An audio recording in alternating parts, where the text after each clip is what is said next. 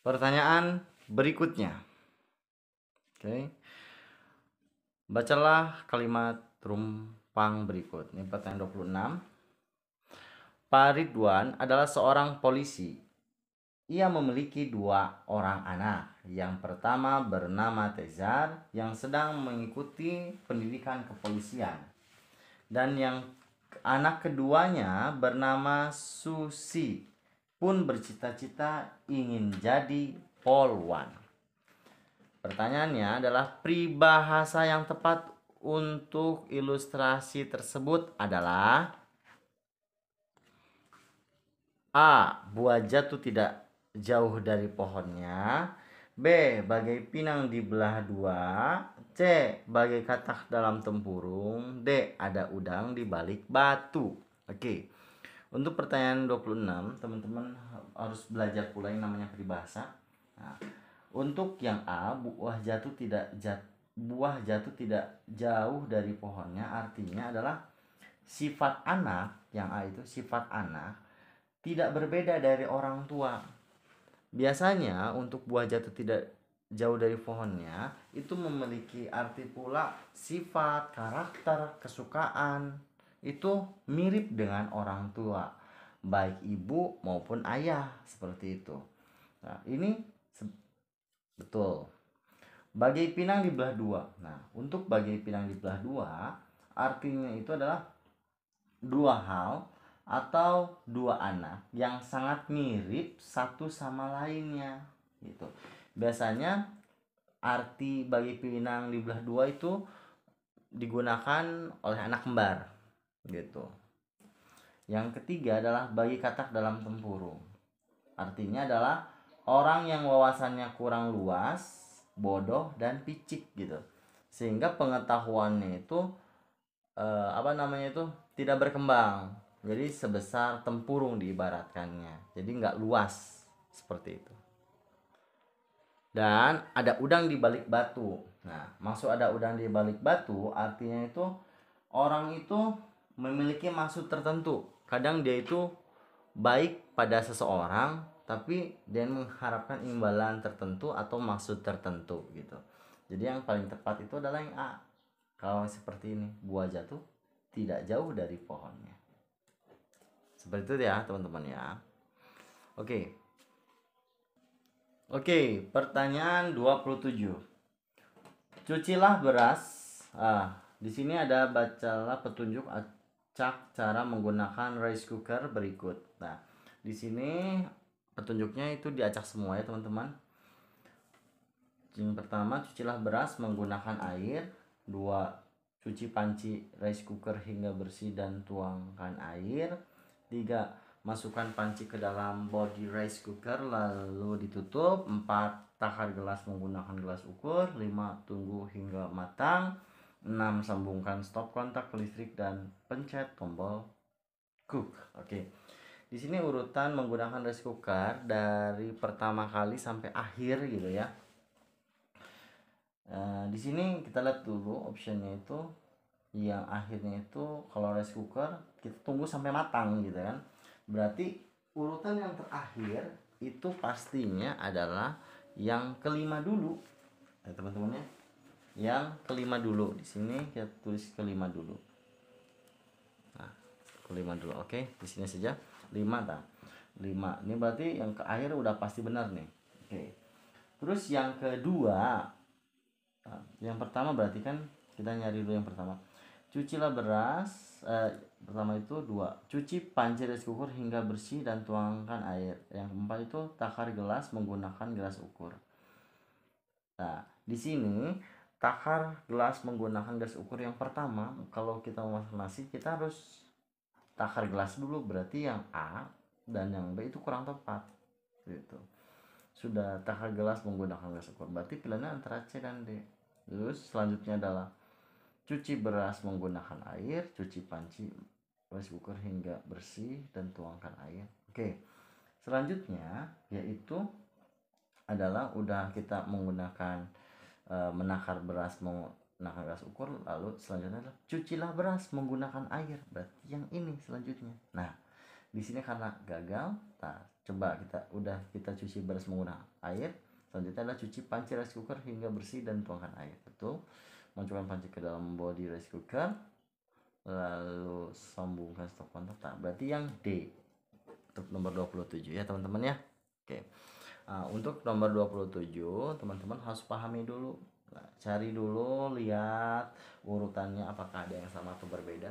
Seperti itu ya teman-teman ya. Jika ada satu yang salah ya sudah, anggap saja salah kayak gitu. Oke, nomor 28. Bacalah kalimat-kalimat berikut. Urutan kalimat yang tepat agar menjadi paragraf deskripsi yang padu adalah A1 semakin memukau karena mawar ini menebar bau semerbak.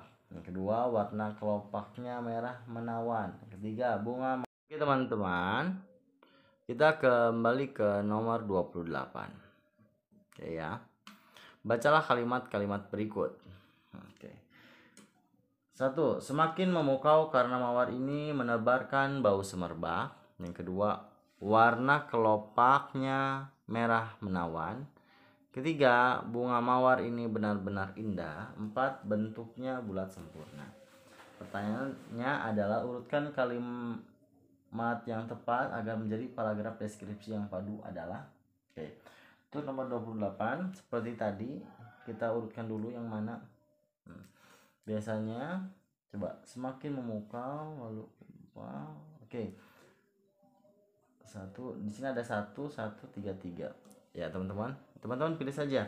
Semakin memukau karena mawar ini menebarkan bau semerbak, lalu bunga mawar ini benar-benar indah. Yang saya rasa antara 1 dan 3 yang lebih dahulu adalah nomor 3. Berarti yang A salah, yang ini pun kurang tepat gitu. Berarti antara B dan D. Setelah itu, bunga mawar ini benar-benar indah. Lalu warna kelopaknya merah menawan. Kalau ini semakin memukau karena mawar ini menebarkan bau. Coba bentuknya buat sempurna. Oke. Nah, lihat di sini semakin memukau karena mawar ini menebarkan bau semerbak, ini bisa. Yang kedua juga warna kelopaknya merah menawan, itu bisa. Semuanya bisa. Nah, kalau misalkan yang sampingnya juga udah betul, coba teman-teman lihat akhirnya. Di sini yang akhirnya itu yang ke-1 dan ini ke-4. Kalau 1 itu semakin memukau warna mawar ini menebarkan bau semerbak. Itu yang ke-4 itu bentuknya bulat sempurna. Di sini yang paling condong itu kalau menurut saya itu adalah yang D, teman-teman ya. 28 itu yang B. Nah, seperti itu ya teman-teman ya. Mangga teman-teman, jika ada teman-teman yang jawabannya ada yang D, mangga teman-teman bisa kolom komentar dengan penjelasannya atau keterangannya seperti berikut. Oke teman-teman ya. Oke, sekarang nomor 29. Bacalah paragraf laporan rumpang berikut. Pabrik petasan di Karawang pukul 12 terbakar. Peristiwa itu diawali dengan bunyi dentuman yang semakin keras. Selang beberapa menit, api membumbung tinggi. Api menjilat-jilat hingga mencapai 60 meter dari permukaan tanah. Namun menurut saksi mata masih ada 5 orang yang terjebak dalam pabrik itu. Kalimat yang tepat untuk melengkapi paragraf laporan rumpang tersebut adalah kita mengisi ya teman-teman ya. Ini terjadi disebabkan adanya bekas puntung rokok dari seorang pekerja. Namun ini kurang tepat nih. Tim pemadam kebakaran bergegas menyemprotkan air, namun menurut saksi mata masih ada 5 orang yang terjebak. Untuk nomor ini juga kurang tepat kalau menurut saya pribadi. Oke, selanjutnya nomor C, semua pekerja berhamburan menyelamatkan diri masing-masing. Namun ini paragrafnya kalau menurut saya, kalau misalnya kita menggunakan opsi yang C itu cukup ini bisa dikatakan masuk. Lalu yang ini, lalu api pun padam pada sekitar pukul 15.30. Namun menurut saksi mata masih ada 5 orang terjebak dalam pabrik itu. Itu juga masuk akal, tapi di sini kan berbicara tentang orang. Ada orang yang tertinggal. Jadi semua orang berhamburan namun ada orang yang tertinggal seperti itu. Jadi menurut saya jawabannya yang C. Itu ya teman-teman ya. Oke, nomor 30. Perhatikan gambar iklan berikut. Mari beralih ke tas jinjing ya. Ini tas jinjingnya. Titik tak khawatir menimbun sampah plastik. Menimbun sampah plastik. Oke. Kalimat yang sesuai untuk melengkapi iklan tersebut adalah A. Gunakan tas jinjing plastik lebih efektif. B. Kurangi plastik agar bumi terlihat cantik. C. Tersedia berbagai model dan gambar. D. Harga mahal namun aman. Ini sepertinya kurang nih. Kalau misalnya kita dilihat ya. Gunakan tas jinjing plastik agar lebih efektif. Tak khawatir menimbun sampah plastik. Kurangi sampah agar bumi terlihat cantik. Tersedia berbagai. Oke, dari option yang ada yang ini saya juga kurang cocok untuk bagian yang C. Di sini ada 2, gunakan tas jinjing plastik lebih efektif, atau yang kurangi plastik agar bumi terlihat cantik. Di sini kan orang beralih ke tas plastik, beralih menggunakan kertas jinjing karena apa? Karena agar kita mengurangi agar bumi terlihat cantik. Kalau menurut saya itu yang B. Tapi nggak tahu tuh. Kalau menurut teman-teman ada yang jawabannya A, boleh, mangga teman-teman bisa komen di kolom komentar dengan penjelasannya juga ya. Selanjutnya kita ke nomor 31 ya teman-teman. Bacalah teks pidato Rumpang berikut. Hadirin yang saya hormati, sudah sekian tahun Indonesia terbebas dari penjajah. Dengan diproklamirkannya kemerdekaan Indonesia oleh Bung Karno saat 17 Agustus 1945 atau 1945, ternyata kemerdekaan saat ini bukan menjadi akhir bagi perjuangan rakyat Indonesia. Kini kita masih tetap berjuang mengentaskan kemiskinan dan ketertinggalan dalam hal pendidikan. Kalimat yang tepat untuk melengkapi teks pidato tersebut adalah A. Dengan demikian marilah kita cintai lingkungan kita yang masih banyak kemiskinan. Oke, untuk 31 saya rasa ini betul, tapi mungkin kurang cocok ya, tapi kita lihat dulu lah. Yang B, dengan kata lain, teruskanlah perjuangan pahlawan dalam membela kebenaran. Nah, kalau ini kurang tepat nih. Sekarang C. Oleh sebab itu kita harus bersama-sama memupuk persatuan dan kesatuan untuk memajukan negara ini hingga merdeka seutuhnya. Ini bagus nih yang ini C. Dan D. Oleh karena itu marilah bersama-sama menjunjung tinggi nilai cinta tanah air sampai para pejuang yang seperti perjuang yang telah gugur. Ini kurang tepat antara dan A dan C. Tapi di sini saya lebih condong ke C. Karena apa? Karena kalau kemiskinan itu hanya terpaku pada satu aspek saja ya teman-teman ya. Nah di sini tidak hanya kemiskinan sebenarnya, ada juga di sini kan kita memupuk persatuan juga gitu ya, ketertinggalan dalam berbagai hal, tidak hanya kemiskinan. Berarti yang paling tepat kalau mau saya itu adalah memupuk persatuan dan kesatuan untuk memajukan negara hingga merdeka seutuhnya. Jadi memajukannya itu tidak hanya dalam bidang kesejahteraan saja, tapi dalam hal yang lainnya seperti pendidikan, ekonomi, dan lain-lain. Oleh karena itu saya memilih C, teman-teman ya. Oke, selanjutnya nomor 32. Bacalah kalimat Rumpang berikut. Penduduk di desa Gurundi rata-rata memiliki pekerjaan sebagai petani, dan mereka sangat ahli dalam berbagai palawija. Kata bentukan yang tepat untuk melengkapi bagian yang rumpang adalah dalam tanaman, dalam ditanami, dalam menanam, berbagai, dalam menanam, menanam. Oh, di sini teman-teman sudah tahu sepertinya, tinggal cocok saja. Mereka sangat ahli dalam tanaman palawija. Bisa itu tanaman palawija. Mereka sangat ahli dalam ditanam berbagai palawija. Ini kurang tepat gitu ya. Mereka sangat ahli dalam menanam berbagai palawija. Ini kalau menurut saya ini kurang tepat ya. Mereka sangat ahli dalam menanam palawija, ini juga betul nih. Berarti ada tanaman dan menanam.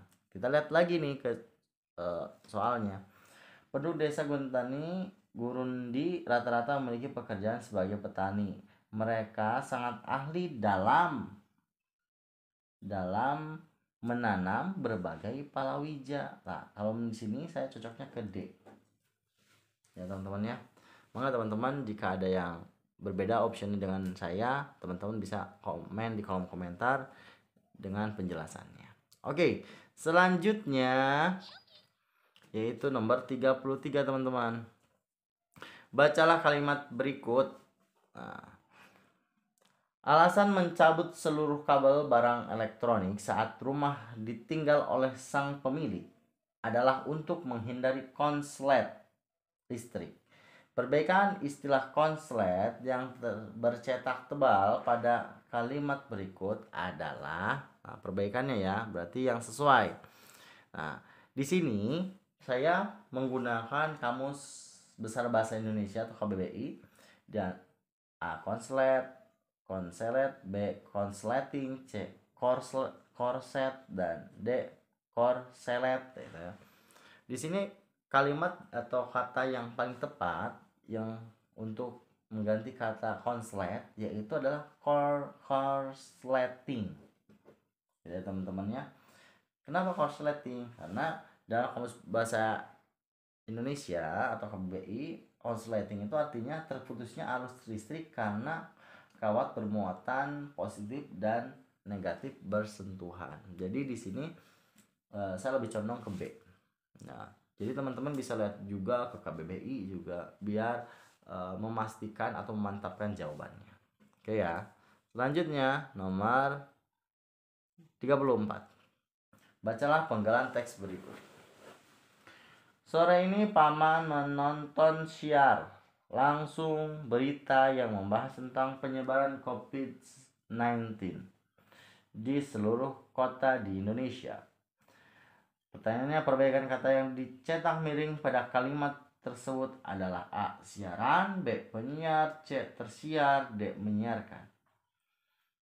Sore ini Paman menonton siaran, bisa penyiar, tersiar kurang tepat, menonton, menyiarkan kurang tepat. Jadi yang A kalau menurut saya ya. Teman-teman juga insya Allah sudah bisa lah untuk nomor 34. Selanjutnya 35. Bacalah paragraf berikut. Ondel-ondel merupakan boneka khas Betawi yang tingginya mencapai 2,5 meter. Yang pertama, yang kedua. Boneka besar ini terbuat dari anyaman bambu yang disiapkan sedemikian rupa hingga dapat dipikul dari dalamnya. Itu yang kedua ya. Bagian wajah berupa topeng atau kedok dengan rambut kepala dibuat dari injuk. Yang ketiga itu ya. Wajah ondel-ondel dicat warna merah untuk laki-laki dan putih untuk perempuan. Itu yang keempat ya. Oke, pertanyaannya, penggunaan ejaan yang salah pada paragraf tersebut. Oke, ejaan itu ED ya. Berarti kita lihat dulu. Ini kalau awal kalimat itu harus besar ya. Ini besar. Wah, ini yang kedua kecil, yang tiga besar, 4 besar. Berarti di sini udah pasti yang kedua. Karena ejaan itu harus besar awal kalimat ya teman-teman ya. Oke, sekarang kita ke nomor 36. Bacalah paragraf berikut. Lemon yang memiliki rasa asam ini ternyata memiliki banyak manfaat untuk kesehatan. Itu yang pertama. Buah ini mengandung banyak serat sebagai pengontrol rasa lapar dan melancarkan pencernaan. Yang kedua, ketiga itu. Selain itu, lemon juga dapat mengeluarkan racun dalam tubuh. Yang ketiga, yang keempat. Lemon membantu mengeluarkan zat yang tidak diperlukan dalam tubuh. Itu yang keempat. Pertanyaannya, penggunaan tanda baca yang salah pada paragraf tersebut adalah baca yang salah. Tadi yang ini pasti ya. Lemon membantu mengeluarkan zat harusnya pakai strip ya, tanda strip penghubung. Nah, berarti yang keempat. Lihat aja salah satunya ya teman-teman ya. Ya, kalau ada zat-zat itu biasanya menggunakan kata penghubung seperti kura-kura. Misalkan kura, kura. Bukan kura, koma kura. Bukan itu, tapi kura-kura. Laba, laba. Lanjut lagi, kita ke nomor 37. Perhatikan kalimat berikut.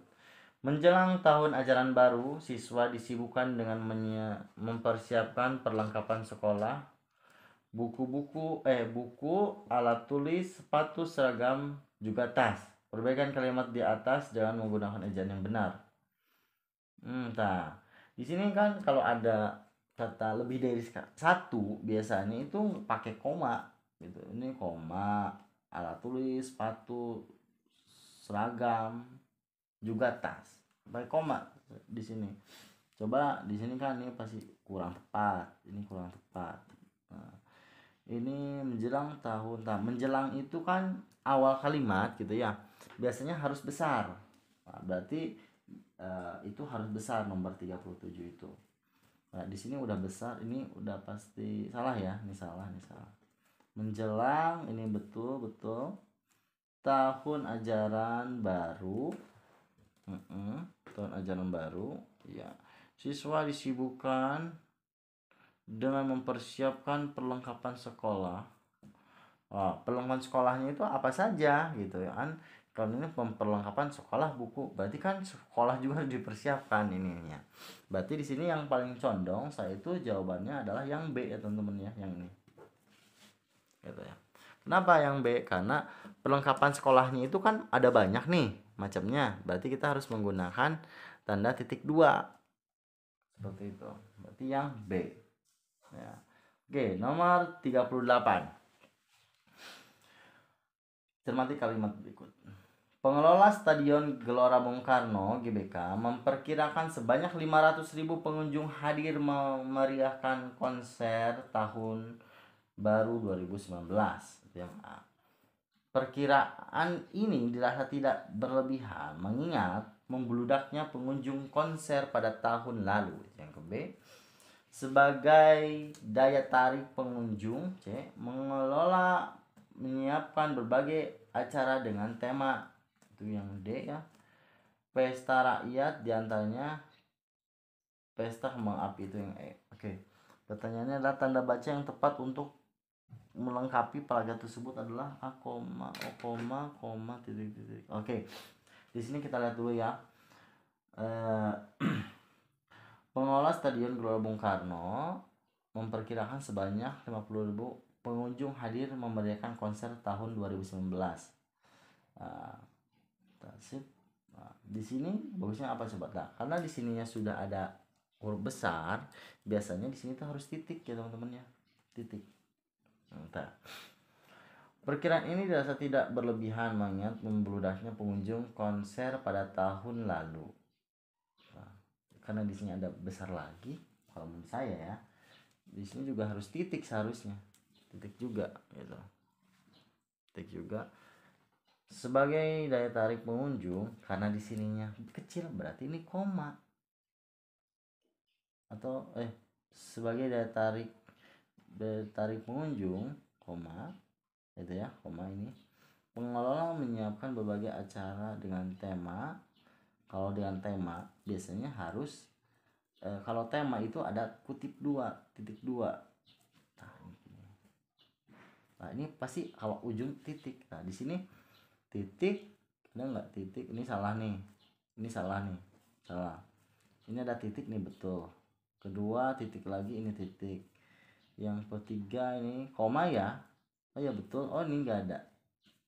Kalau akhir itu kan harus titik ya. Ini seru. Berarti titik. Berarti jawabannya adalah yang C. Teman-teman ya. Teman-teman perkirakan aja dulu, pahami juga teksnya ya kalau yang seperti ini. Oke, selanjutnya nomor 39. Perhatikan paragraf berikut. Pada 16 Agustus 2019 telah terjadi kecelakaan lalu lintas di salah satu jalan besar sebelah selatan Kecamatan Kuningan. Tepatnya Jalan Jenderal Sudirman. Kecelakaan tersebut melibatkan pengendara delman dan motor. Beruntung tidak ada korban jiwa dalam kecelakaan tersebut, namun tetap saja kendaraan mereka rusak parah dan mereka mengalami luka ringan. Oke, perbaikan antara penggunaan ejaan yang salah pada paragraf di atas adalah penggunaan ya. Biasanya kalau penggunaan ejaan itu kalau tanggal itu harus besar. Nah, lihat dulu tanggalnya. Ini kalau A, ini C udah pasti salah karena tanggalnya kecil. Koma ya. Kalau udah ini koma harusnya. Yang B juga salah, harusnya karena koma biasanya. Setahu saya koma di sini harus ada koma. Berarti antara A dan D. Telah terjadi kecelakaan lalu lintas di salah satu jalan besar di sebelah selatan Kecamatan Kuningan.